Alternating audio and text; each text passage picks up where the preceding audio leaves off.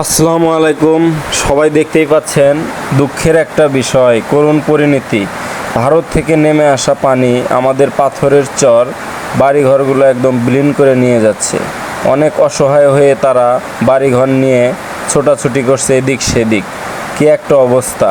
আসলে এই অবস্থাটা কয়েক বছর ধরেই, প্রায় প্রতি বছরই অনেকগুলো বাড়িঘর এভাবে ভেঙে যায়। তো আসলে এই সরকার এখানে কোনো পদক্ষেপ এখন পর্যন্ত নেয়নি। আর এই পানিগুলো কিন্তু পুরো পানিটাই ভারত থেকে নেমে আসে। তো আসলে আমাদের তো কিছু করার নাই, পাহাড়ি ঢলে এই বন্যা হয়। আর এই বন্যায় দেখেন কিভাবে কাঁচার তৈরি হইতেছে।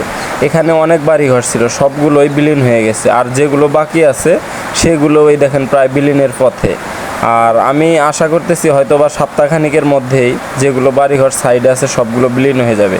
তাই আমি অতি তাড়াতাড়ি আসলে এই সরকারের পক্ষ থেকে সাহায্য চাইতেছি, এখানে যেন একটা পদক্ষেপ নেন। সবাইকে ধন্যবাদ।